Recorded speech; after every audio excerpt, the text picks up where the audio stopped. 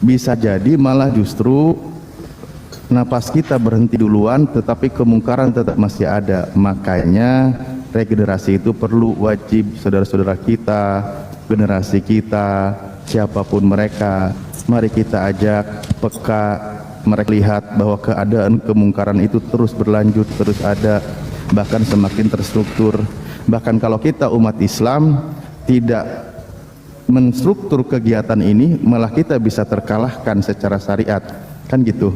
Al-haqqu bilanidom yuglibuhul batilu binidom, gitu kan, bahwa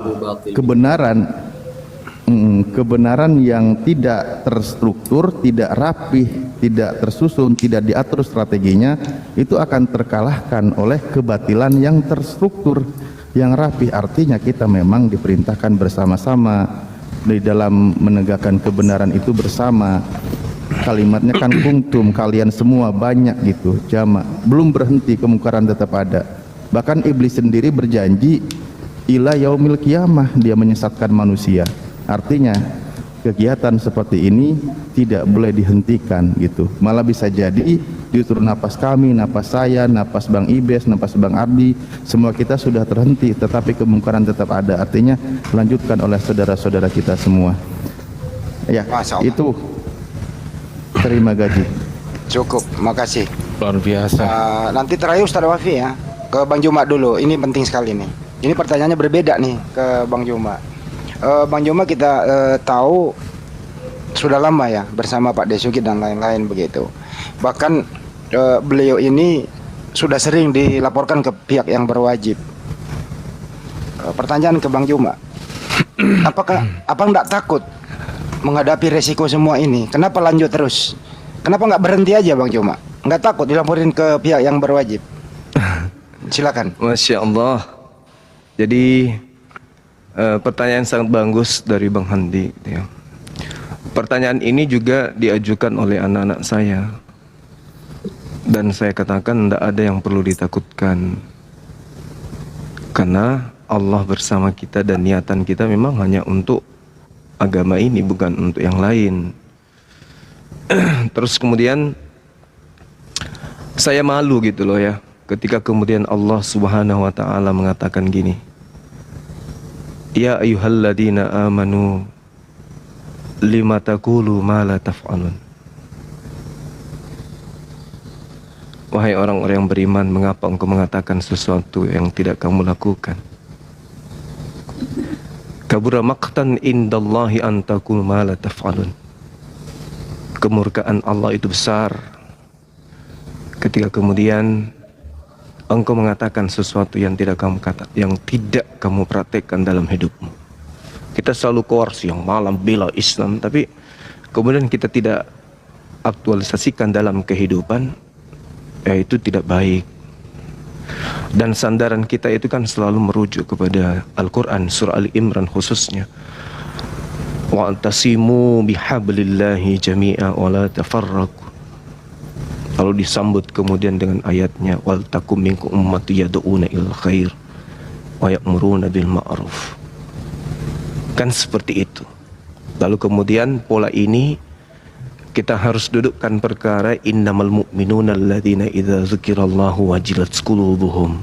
Kalau kita berjuang tetapi tanda-tanda itu tidak ada di dalam hati kita, berarti ada faktor X yang membuat kita ada di sini. Bukan karena Allah, tetapi karena ada sesuatu. Makanya konsep yang selalu saya tanamkan pada diri saya itu untuk, istilahnya apa ya bilangnya, menakar ya, apakah niat saya ini masih suci atau niat saya itu kemudian ternoda dengan hal-hal yang sifatnya duniawi. Maka rujukannya itu adalah penyebutan nama Allah itu, wal takum minkum ummatu yad'una ilal khair. Lalu kemudian Allah mengatakan innamal mu'minuna alladzina idza dzukirallahu wajilat qulubuhum.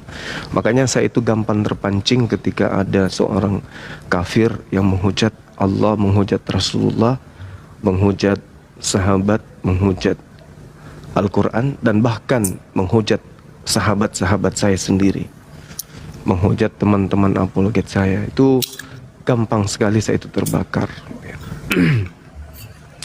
Lalu kemudian kalau dikatakan mundur, mungkin enggak mundur, tetapi demi keselamatan anak-anak saya, mungkin insyaallah ke depannya rencana saya akan membeli tempat atau rumah yang lebih aman, kurasa ya. Lebih baik kemudian mengamankan diri untuk mereka, karena mereka masih kecil, mereka masih anak-anak, mereka butuh kemudian hidup yang layak, aman, mereka sekolah tanpa harus ada tendensi ketakutan oleh karena bapaknya, gitu ya kan. Karena mungkin teman-teman sudah tahu beberapa saat yang lalu ada insiden di rumah saya ini yang kemudian saya katakan bahwa itu bukan murni faktor alam. Dan juga memang saya dulu pernah sama host juga pernah dipepet mobil kendaraan, itu juga pernah terjadi ya. Dan memang ancaman silih berganti itu datang, bahkan orang di luar provinsi datang ke Makassar betul-betul ingin menemui saya, itu pernah terjadi ya. Sifatnya mau melenyapkan lah gitu ya, tapi ini tidak perlu dibesar-besarkan. Saya hanya menjawab pertanyaan Bang Handi, saya tidak akan pernah mundur. Tidak akan pernah mundur sampai kapanpun. Dulu saya sendiri aja saya jalan, apalagi sekarang saya bersama dengan kalian. Saya semakin kuat. Masya Allah. Ya. Takbir. Saya semakin kuat. Allahu Akbar. Dan satu hal yang perlu kemudian saya sampaikan di sini ya, bahwa terkait dengan metode yang kita gunakan itu jangan pernah berubah. Dalam kajian perbandingan agama itu, khusus ya perbandingan agama, karena dulu saya di AIIN itu, ya IN istilahnya dulu ya, sekarang sudah jadi UIN, saya pernah jadi mahasiswa di sana. Itu ngambil perbandingan agama. Masya Allah. Memang kita memahami bahwasanya tidak semua, tapi ada bagian daripada ulama Islam itu kemudian yang menggunakan pendekatan perbandingan agama dalam sisi etimologi dan bahasa itu, mereka kemudian menyandingkan sebagai perbandingan dan pola pikir di dalam menelaah sebuah kajian. Kalau Rasulullah Muhammad SAW tadinya tidak menggunakan itu, karena orang yang datang di sekelilingnya adalah bukan datang untuk menyiarkan agama mereka. Ini yang perlu dipahami, bahwa bangsa jahiliyah pada masa itu tidak dalam ranah diperebutkan untuk di non-islamkan atau diislamkan. Sehingga salah kita ketika kemudian dalam sisi syariat atau dalam fikih kita menyamakan, itu kita keliru. Tapi kalau dalam hal kemudian melakukan pendekatan perbandingan itu nggak apa-apa. Nah, coba saya tanya di antara kita, taruhlah Dinda Najak, kita selalu memanggil beliau Ustadz. Apakah istilah itu sudah ada dari internal Rasulullah? Gimana Dinda? Nggak ada. Jangan Tapi kan Ustadz, Bang. Jangan kan Mujahid. Ustadz, Sayyidina Abu Bakar, Umar, Utsman waktu haji tidak dipanggil Haji Sayyidina Umar, Haji Sayyidina Abu Bakar, nggak ada. Ya itu dia makanya. Itu dia makanya Dina, saya katakan. Jadi kita jangan pernah berhenti kemudian ya. Tetaplah kemudian maju, jalankan misi kita kemudian untuk mempersatukan umat, memperkuat akidah. Saya dengarkan dan saya mendapatkan informasi dari Dinda Ali sendiri ya, di mana pengetahuan beliau ya saya akui beliau hebat, luar biasa, setara dengan Dinda Wafilah ya kan.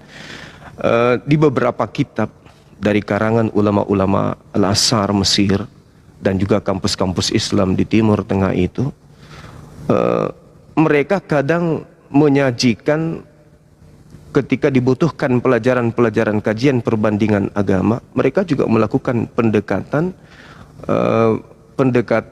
bagaimana mereka kemudian bisa memberikan satu ilustrasi yang mana kajian itu menyerupai tetapi tidak sama. Ya, seperti yang saya katakan dan saya uraikan tadi.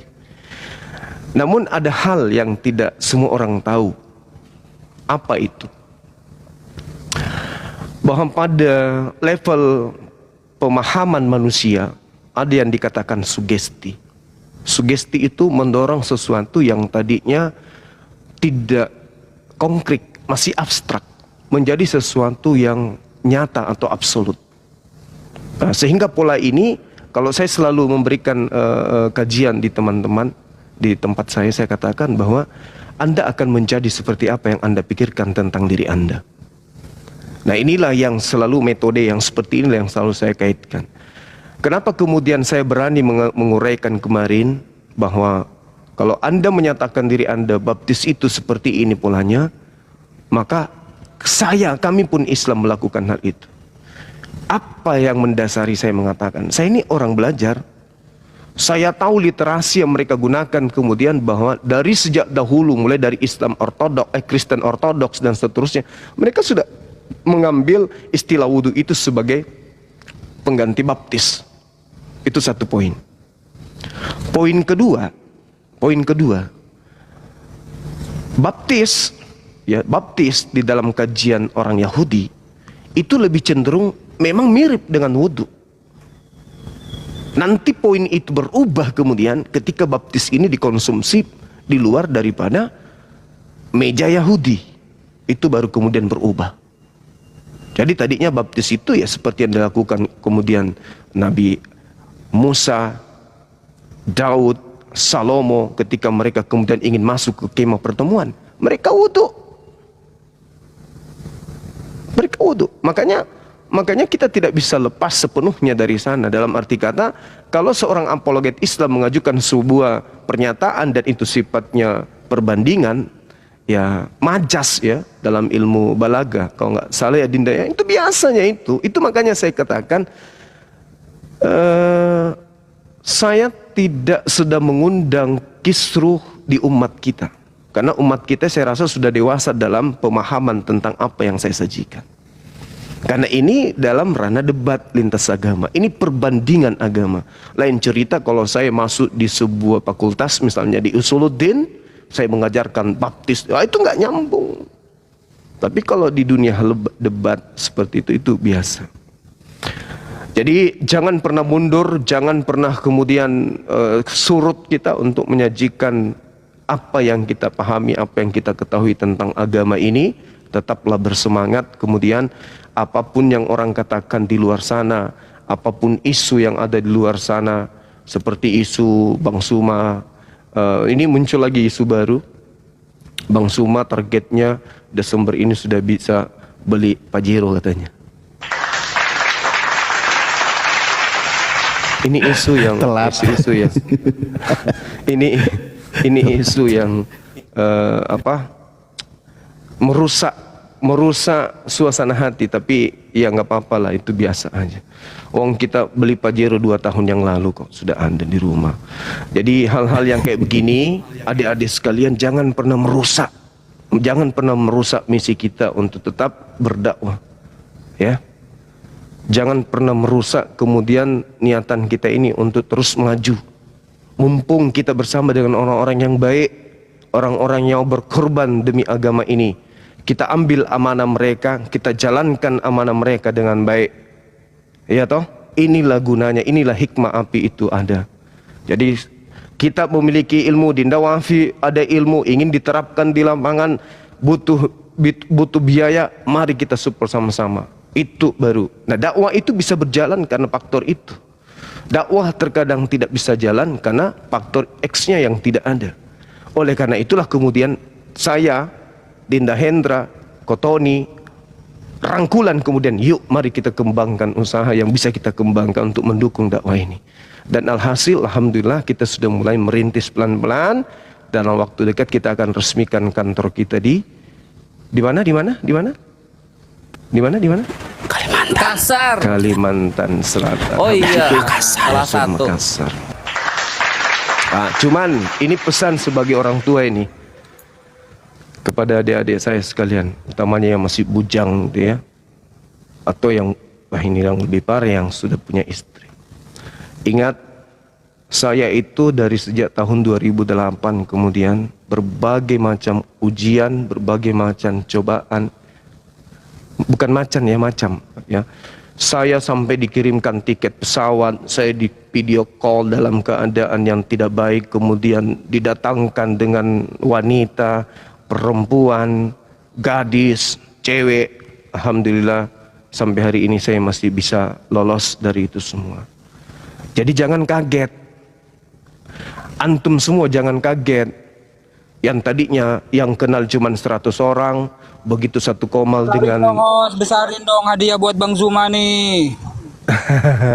Iya, Masya Allah. I love you too, my brother. Jadi Masya Saya Allah. lagi di pantai nih. Saya di tempatnya Ustadz Wafi nih, di PLTU Probolinggo. lagi jemur jagung. Bukan, nyambang anak. Oh iya. Oke. Saya lanjut sedikit dulu dan saya lupa. Antum semua yang tadinya hanya dikenal 100 orang, tiba-tiba naik di komalnya Akhi Sugi. Pengikut antum semua melonjak langsung 1000, 2000, 3000 dikenal sana sini. Itu jangan membuat antum semua kaget. Tiba-tiba Anda didatangkan dengan berbagai macam tipikal wanita atau teman laki-laki, lalu kemudian anda kaget, wah ini kesempatan, kok bisa jadi kayak gini. Jangan, itu cobaan, itu godaan, ya, itu godaan, itu biasa, itu biasa. Jangan anda kaget karena anda berada dalam barisan penjual parfum, maka anda pun akan menjadi harum. Kalau anda bersama dengan penjual ikan, anda akan bau ikan. Jadi jangan kaget, tiba-tiba anda dikenal, banyak yang DM, banyak yang WA, banyak minta nomor HP, banyak minta selfie. Jangan kaget. Jangan kaget, itu yang akan anda alami nanti. Jangan sampai salah jalan. Itu cobaan. Kayak gue Apalagi kalian ini ganteng-ganteng semua. Ngeri itu Ardi. Saya kalau mau ngikutin salah langkah aja, ya, saya katakan kepada saudara, mungkin hampir di setiap lampu merah itu anak saya ada, tapi saya tidak kenal siapa mamanya. Masa itu. Ini bahasa tinggi jangan dipelesetkan lagi. Ya, andai saja. Mau apa? Masih Bang Zuma muda. jangan nyindir dong. Jangan nyindir dong. Masih muda. Titip amanah harta sedikit ada. Ya kan? Apalagi sekarang single. Ya kan? Anak udah besar. Tabungan ada. Ya, 4M adalah kurang lebih. Masa. Datang kemudian wewe ngajak, kesempatan itu selalu ada.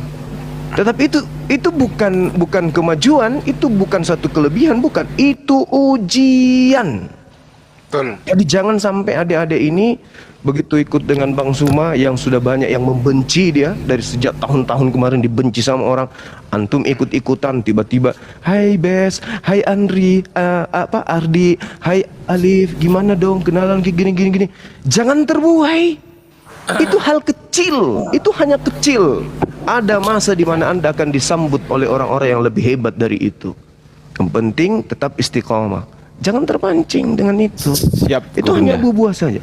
Anggap itu sebagai lelucon, anggap sebagai teman, sahabat dan seterusnya. Tapi kalau mau kemudian sampai nanti kita dibilang kampungan, nanti dibilang kita ini orang Siap, Gurunda. apa ya? Orang yang baru keluar dari goa. Nggak pernah Syukurin lihat lu kayak gitu. Ibes. Saya ini bicara skala api. Iya kan? Karena Iya. kita ini Betul, bekerja atas nama umat. Sebagai orang tua nih, sebagai abang harus mengingatkan itu. Tapi ada juga baiknya.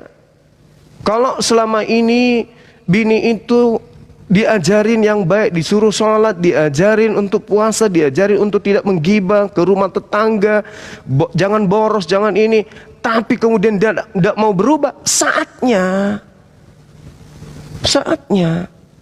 dipilih dan dipilah yang bisa menjadi ibu dari anak-anak kita sampai ke jannah. Itu. Amin. Oke, saya lanjut Jadi- lagi, masih Banjuma. Masih Banjuma. Oh, aja lo sih seru ya. Lanjut dulu Bang Zuma. Ini seru ini. Kan udah Lanjut. itu.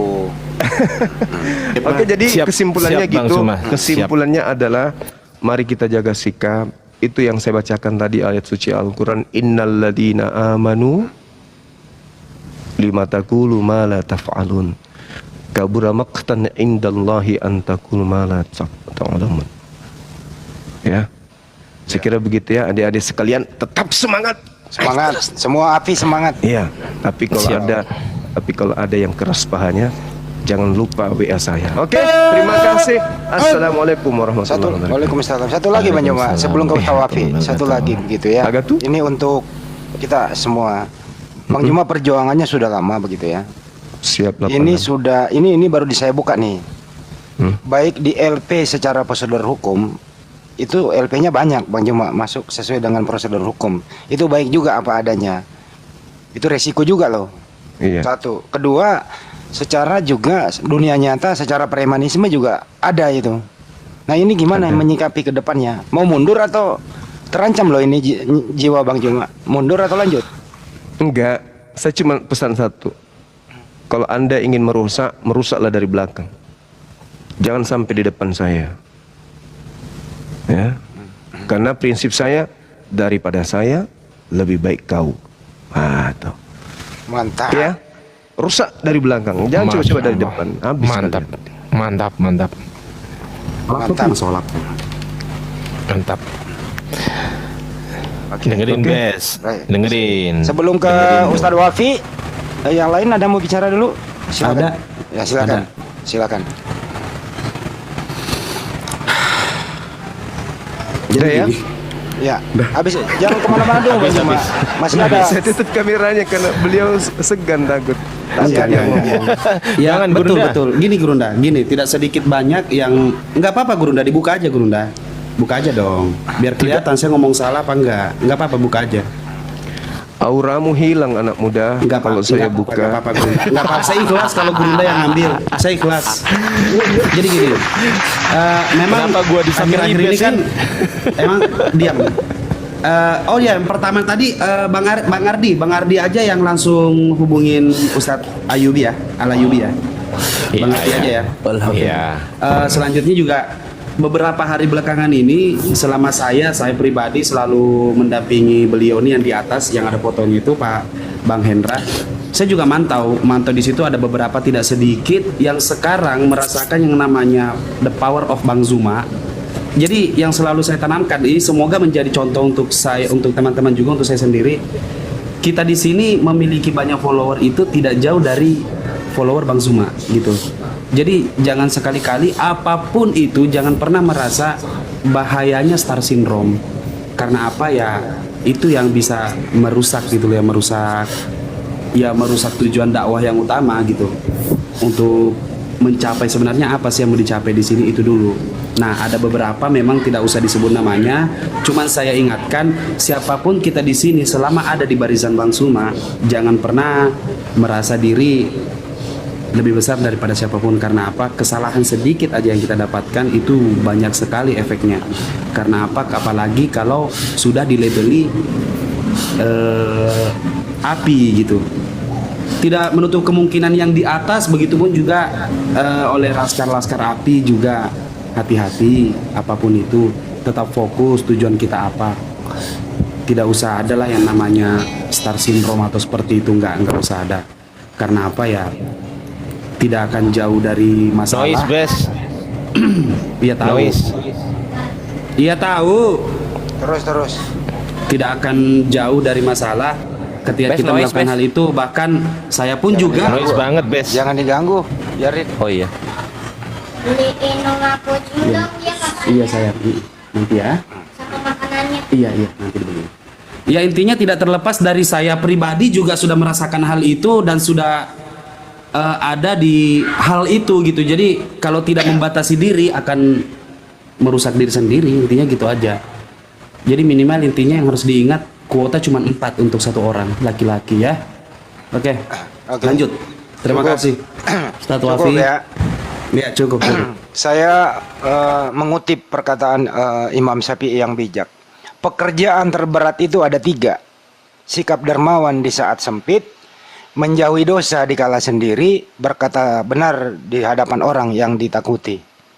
Bijak banget. Ustaz Wafi,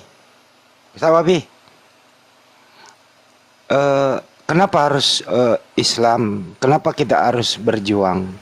Bukankah di luar sana mengatakan begini, nggak perlu Islam, kita ini udah dijamin masuk surga. Islam itu berat. Kenapa harus berjuang? Santai aja, nikmati hidup ini. Belakang persoalan. Gimana menyingkapinya, Pak Ustadz? Silakan. Kenapa harus berjuang? Begitu ya. Oke. Bismillahirrahmanirrahim. Jadi tidak usah kita ke kitab-kitab yang besar lah ya. Kita ambil kitab, bisa enggak host izin saya dibesarkan, saya tunjukkan dalilnya. Ya, ini ya. Jadi kenapa kita kok harus berjuang? Gitu ya, teman-teman. Ini saya putar dulu kameranya. Nah, di sini begini teman-teman ya. Ini kitab Nihayatuz Zain fi Irsyadil Mubtadi'in yang ditulis oleh Syekh Nawawi Al-Bantani. Ini kan jihad ya, babul jihad. Huwa fardu kifayatin kulla amin. Jihad itu berperang melawan orang-orang kafir, itu hukumnya fardu kifayah di setiap tahun. Arti dari fardu kifayah adalah satu saja melakukan, maka semuanya gugur dosanya. Termasuk fardu kifayah seperti apa? Kaqiyamin bihujajin diniyah.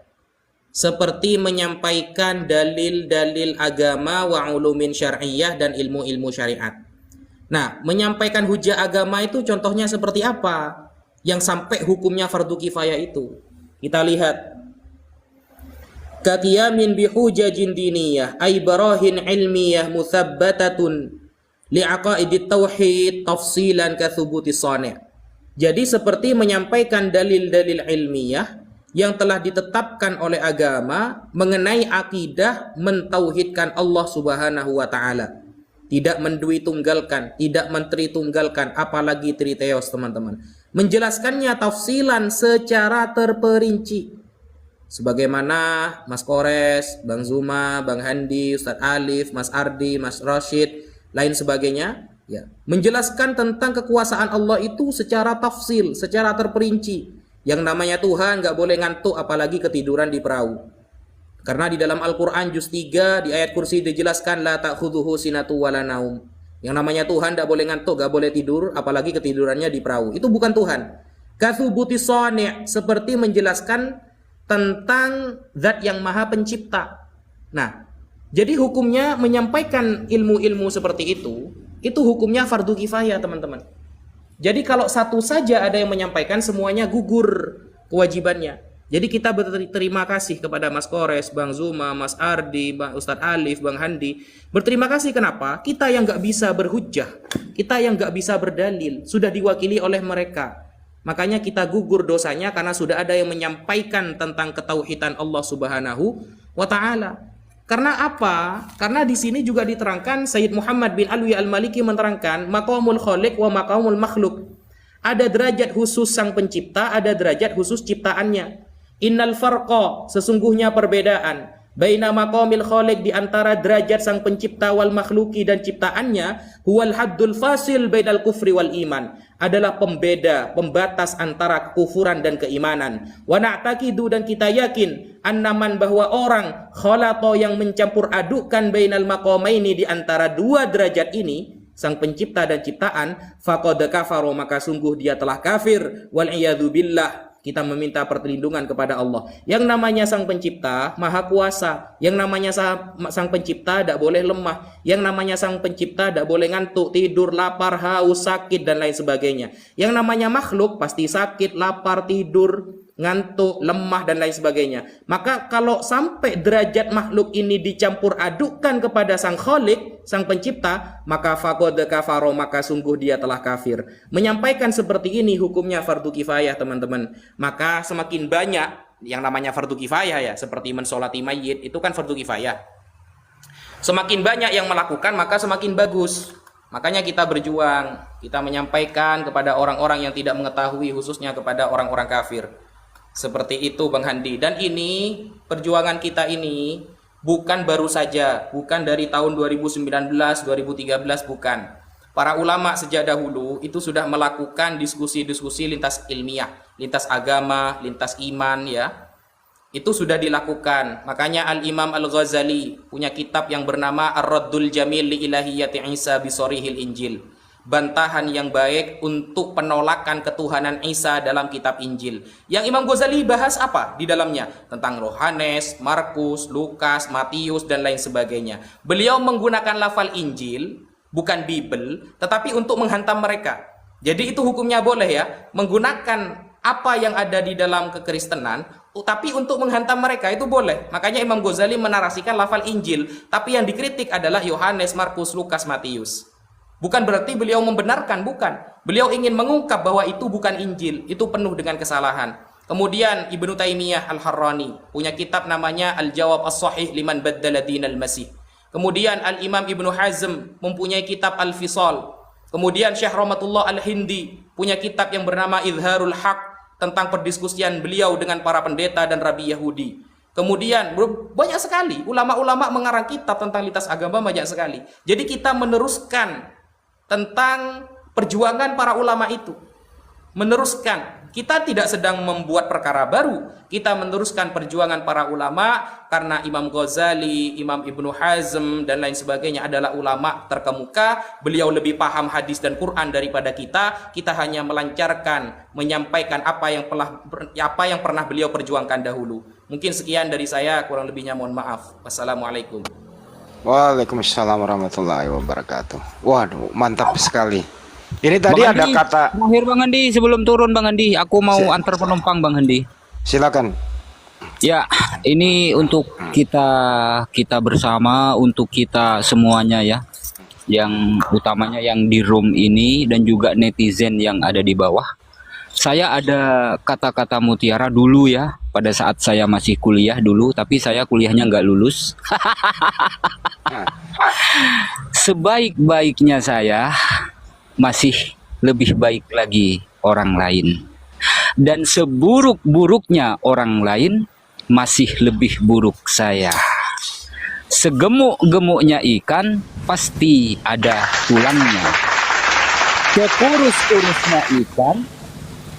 Sekurus-kurusnya ikan pasti ada dagingnya. Ya, siapapun kita semuanya pasti. Sip. Kita semua pasti memiliki kelebihan dan kita juga pasti memiliki kekurangan. Sekian, saya mau antar penumpang dulu. Assalamualaikum warahmatullahi wabarakatuh. Waalaikumsalam warahmatullahi wabarakatuh. Waalaikumsalam warahmatullahi wabarakatuh. Yang Aku diantarkan tepuk tangan. tadi Pak Saya tepuk Ay- tangan buat Dinda Wafi ya, bukan untuk Ayubi tadi ya. Aduh, pergi dia. Yang diantarkan tadi Ayubi itu sudah dirangkum di buku Tatang Sutarman halaman 31 pojok kiri atas. Bukan Ini kalau- halaman pertama. Halaman 31 banyak, Pak. Oh, 31 ya. Nah, ini untuk Masya Bang Allah, jaketnya keren banget. Masya Allah. Ini Apa untuk Bang Juma dan semuanya nih. Jihad. Bagaimana sih cara berjihad, memposisikan diri sesuai dengan ajaran Islam begitu? Jihad itu seperti apa? Siapa yang mau berpendapat? Ini tadi diungkapkan oleh Ustaz Wafi. Apakah kita di sini berjihad? Dan bagaimana cara mengaplikasikannya agar tidak sembarang jihad? Silakan, Bang Juma. Tafadhol Bang Zuma. Ini saya lagi menikmati jaket yang tidak dimiliki semua orang kecuali saya, Bang. Betul. Ya, jihad itu berjuang kan, Ya. berjuang di jalan Allah ya. Apapun lah pemaknaan jihad itu untuk kita yang pasti positif. Indonesia tidak akan menang andai saja Islam itu tidak kemudian menganut paham jihad. Ya. Bagaimana Indonesia mau menang kalau tampar pipi kanan kasih pipi kiri? Oh, menang dari mana merdekanya? Justru karena jihad kemudian alhamdulillah Nusantara ini bisa merdeka. Nah, Ada cerita, Bang. cakupan itu kemudian Sabar sayang. Cakupan itu kemudian, nuansa itu, muatannya kemudian harus kita miliki sebagai seorang apologet. Berjihadnya apologet itu adalah pada saat kemudian mereka pasang badan untuk meluruskan dan membentengi akidah dengan memaparkan kajian-kajian Islam dan kajian-kajian yang sesuai apa yang dibawa oleh lawan diskusi.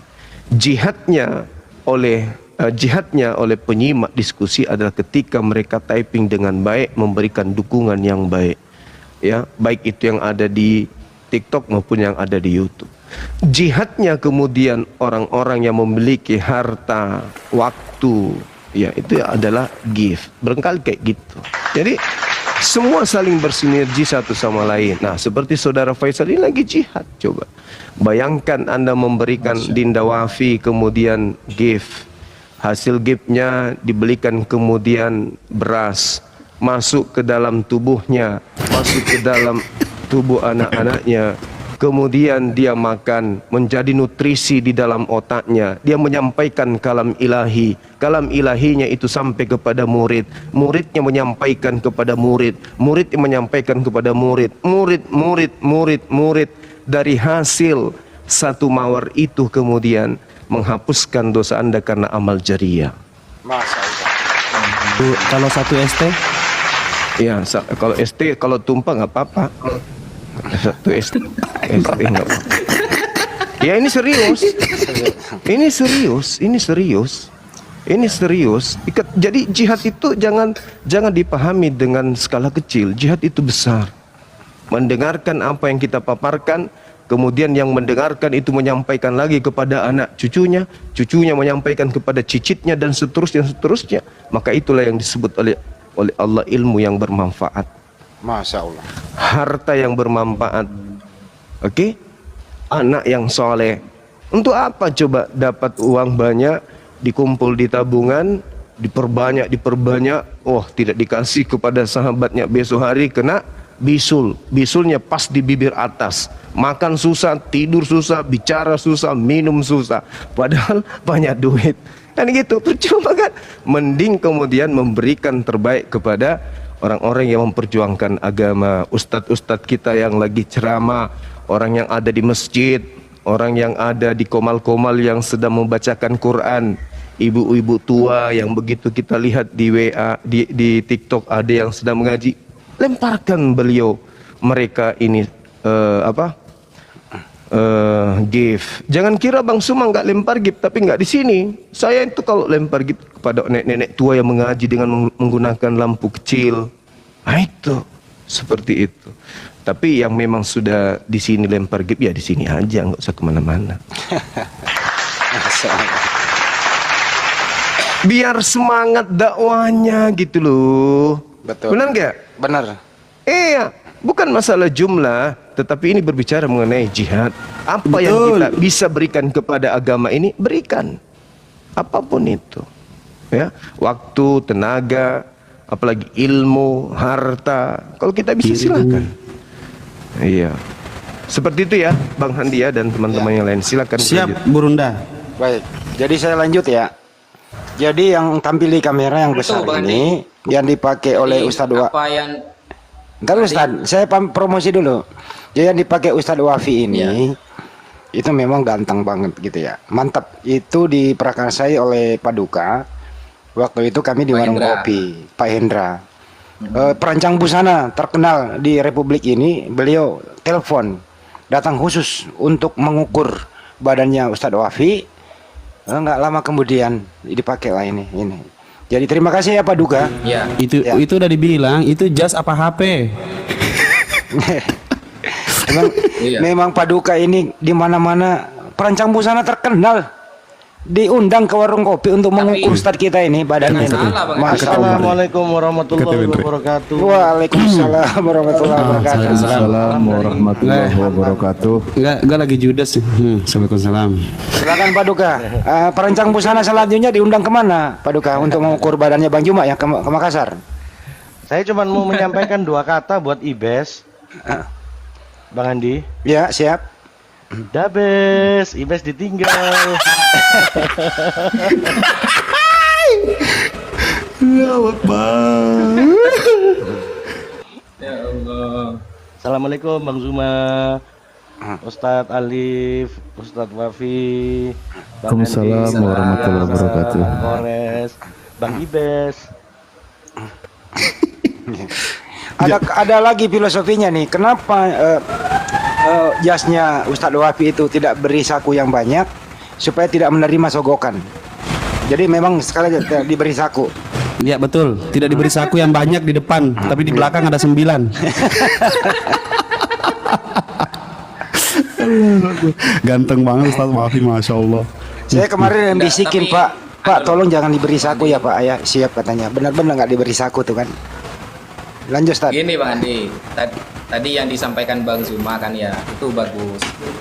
Rasulullah itu pernah bersabda begini, ini hadis sahih. Rasulullah pernah bersabda, jahidul musyrikin bi amwalikum wa anfusikum wa alsinatikum. Nah, jadi lawanlah orang-orang musyrik. Jadi jangan dikira kafir-kafir yang sekarang yang kita lawan itu adalah ahlul kitab, bukan. Ya, bukan ahlul kitab mereka itu. Kalau bahlul kitab, iya ada apa-apa. Nah, jadi lawanlah orang-orang musyrik, berjihadlah melawan orang-orang musyrik. 1, bi amwalikum, dengan harta kalian. 2, kalau gak bisa, bi anfusikum, dengan raga kalian. Sampai teman-teman yang di bawah typingan membantu menyemangatkan kita dalam berdakwah, bi anfusikum, dengan raga kita, sebisa kita, semampu kita. Atau wa alsinatikum, kalau gak bisa, sampaikan dengan ilmu, sampaikan dengan penjelasan.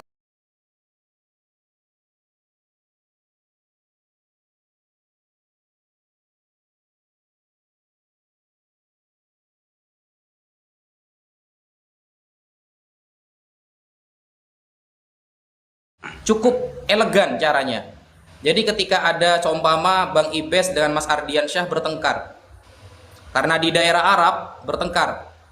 Nah, santri yang melerai ini niatnya memang melerai, bukan niat ingin bertengkar juga, bukan, agar sama-sama damai.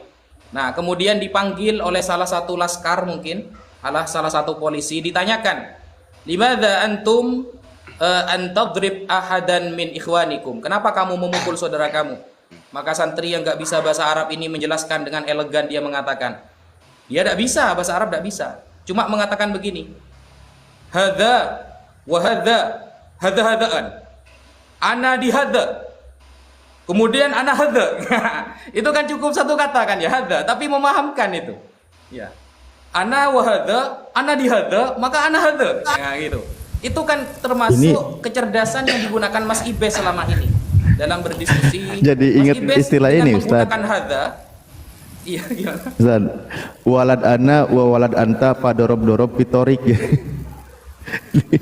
Nggak jadi ingat istilah. Jadi istilah apapun kayak gitu. maksudnya itu apa? Maksudnya begini, kita sesuai dengan kemampuan kita, teman-teman. Kalau cuma bisa bismillahirrahmanirrahim, sampaikan kebenaran itu.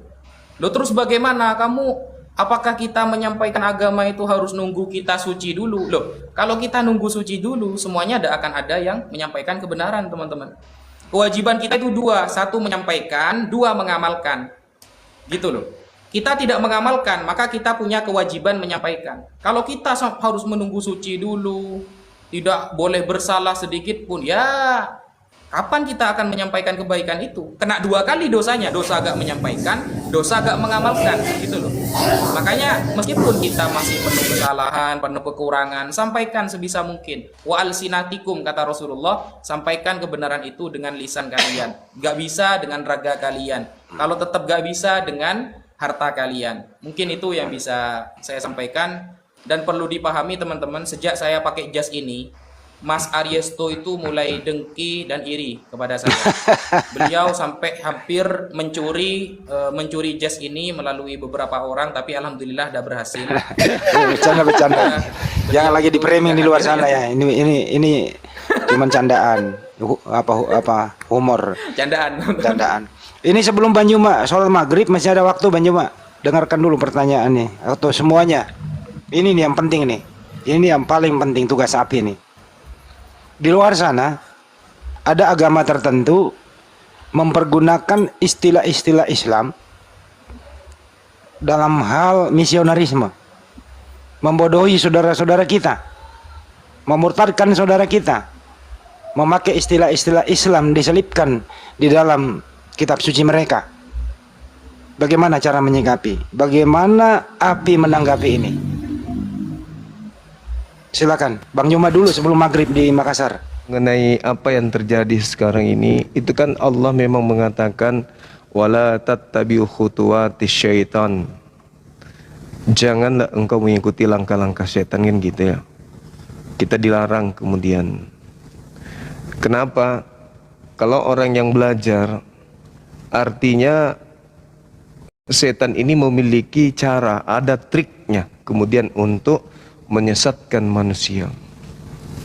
Nah, cara inilah kemudian yang kita lihat sepanjang hari, bagaimana setan itu menjerat kemudian korbannya dengan teknik dan cara.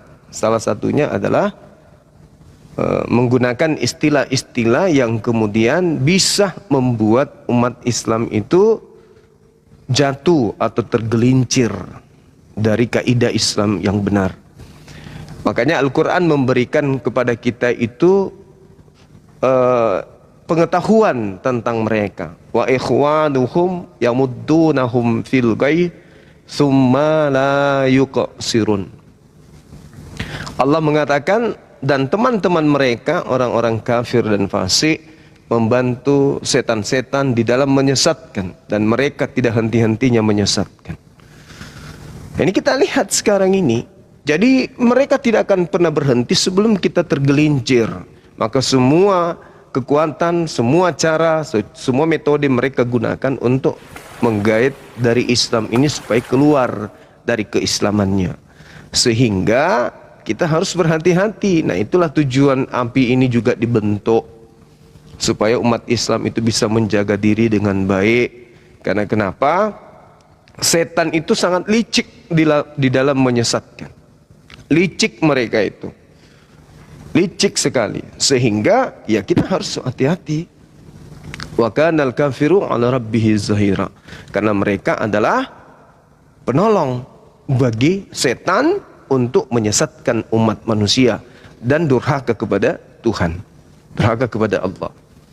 Jadi kita harus benar-benar memahami bahwa keberadaan mereka ini, Al-Quran mengatakan dalam surah Al-Furqan ayat 55, bahwa orang-orang kafir itu adalah penolong setan dalam durhaka kepada Allah. Setan ditolong oleh mereka, orang-orang kafir, supaya manusia bisa terjerumus bersama dengan mereka. Salah satu triknya adalah menggunakan trik serigala nyamar domba. Bagaimana mereka bisa menyesatkan umat manusia? Mereka menggunakan manusia untuk masuk ke tubuh kita nyamar-nyamar seperti Islam. Makanya mereka menggunakan istilah itu. Nah, karena itulah kita harus berhati-hati. Kita harus menjaga umat ini agar senantiasa selalu mengikuti channel-channel yang menyiarkan tentang diskusi lintas agama, agar bisa tahu mana yang benar, mana yang salah. Nah, teman-teman yang ada, yang 1,7 ini, kalau ada diskusi-diskusi yang sebentar berlangsung, Anda ingin mendengarkan lagi, menyimak lagi, silakan ke YouTube. Di sini teman-teman semua hampir memiliki channel YouTube. Naja Media, Alif, apa lagi namanya, Dek? Al-Alif Channel. Al-Alif Channel, ya, itu semua ada channelnya. Pera Istar, Dinda Kores juga punya channel, Bang Handi juga punya channel. Itu di-subscribe supaya apa? Supaya kita bisa selalu mengikuti. Misalnya kita lagi ke daerah, lagi suntuk, putar aja YouTube-nya itu, kita dengarkan diskusinya. Itu penting sekali. Itu penting, karena kalau di TikTok begitu sudah tutup, nggak bisa lagi kita putar, nggak bisa lagi kita dengarkan apa yang kita diskusikan semalam. Tapi kalau di YouTube yang beberapa tahun yang lalu masih bisa kita simak. Itu adalah salah satu cara untuk mempelajari, mengkaji dan mengajarkan kemudian kepada generasi kita selanjutnya agar mereka terhindar dari jerat langkah-langkah setan itu. Begitu Bang Handi, di sini udah mau maghrib. Silakan yang lain. Makasih. Oke. Terima kasih Bang. Sama, di sini udah mau maghrib juga, Bang. Oh iya, betul. Abang di Kalimantan ya, Bang? Betul. Ini ada di bawah nih, PPJ katanya mau menyerah, mau masuk api. PPJ, kalau kamu sudah menyerah jangan masuk api, tapi masuk kuburan aja. Udah selesaikan di sana. Oke. Hebat. Saya ulang ya. Kalau sudah menyerah jangan masuk api. Kalau malas masuk kuburan, masuk botol, tutup, selesai. Oke. Ustadz Alif. Itu maksudnya masuk narun itu maksudnya itu. Ustadz Alif, Anda sebagai ketua kami di sini. Jangan lupa subscribe Naja Media. Oh ya, Naja Media Channel juga tuh punya Ustadz Wafi. Naja Media Channel. Lupa juga channel Ar-Rasyid TV yang bisa disaksikan di alam barzah. Lanjut. Betul sekali itu. Tapi enggak betul juga. Ustadz Siap Alif. Ustadz Wafi, saya subscribe 2 kali. Nggak bisa, cuma terhitung sekali. Malah unsubscribe kedua kali. Gimana sih? Iya. Itu subscribe. Ustadz Alif, bagaimana menyikapi ini? Apakah sudah masuk di daerah Ustadz Alif, daerah Lampung dan sekitarnya, misionarisme itu mempergunakan istilah Islam, bajunya melebihi daripada Ustadz, tapi di dalamnya menjual kebohongan. Sudah terkontaminasi ke daerah Anda dan bagaimana menyikapinya? Silakan. Iya, kurang lebih sebenarnya sudah lama sudah ada. Itu dari 3 tahun ke belakang itu sempat santer juga rame ke daerah pesisir barat itu ada di sana pergerakan seperti itu. Tapi waktu itu alhamdulillah juga kita ada di beberapa komunitas, masing-masing perwakilan bergerak ke sana. Artinya itu tindakan yang cukup meresahkan umat Islam gitu. Karena kan mereka itu menggunakan berbagai cara. Ya, seperti yang sering kita lihat lah, bagaimana dia menyamar, bahkan membuat dari segi websitenya, bagaimana memelintir Al-Quran, sehingga diarahkan kepada ketuhanan Nabi Isa alaihissalam, dari website, dari kitabnya, dan seterusnya. Banyaklah pengaran-pengaran seperti itu. Dan itu alhamdulillah kita juga giroh semangat umat Islam itu tidak terputus ya. Semoga juga ini kan di daerah-daerah yang lain waktu itu memang sudah terjadi peristiwanya, Bang Handi. Makanya kan perintah di dalam Al-Quran nyambung ke yang tadi, ingfiru hifafa wasikola, kan gitu. Kamu itu harus bergerak, bertindak apapun keadaanmu, mau dalam keadaan ringan, mau dalam keadaan berat, sikat aja terus, bergerak, karena jihad itu perintah. Wajahidu bi amwalikum wa anfusikum fi sabilillah. Berjihadlah kalian semua dengan harta kalian, dengan jiwa kalian di jalan Allah. Itu perintahnya. Mau dalam keadaan ringan, mau dalam keadaan sulit, dalam keadaan berat, pokoknya bergerak, bangun. Di ayat lain kan dikatakan juga Rasulullah kum fa'angdir, berdirilah, ambil tindakan, berikan peringatan, kan gitu. Dengan harta kalian yang kalian mampu, bagaimana kita bisa bergerak bertindak dengan jiwa kalian, kemampuan kita semua. Pokoknya apa yang kita miliki dijadikan ladang untuk berjihad di jalan Allah. Karena jihad itu banyak caranya. Ghazul fikr juga bagian dari jihad, perang pemikiran, melawan penyesat, melawan yang suka menyuci otak umat Islam agar tersesat dan sebagainya. Itu bagian dari jihad. Tadi guru-guru kita sudah sampaikan semua.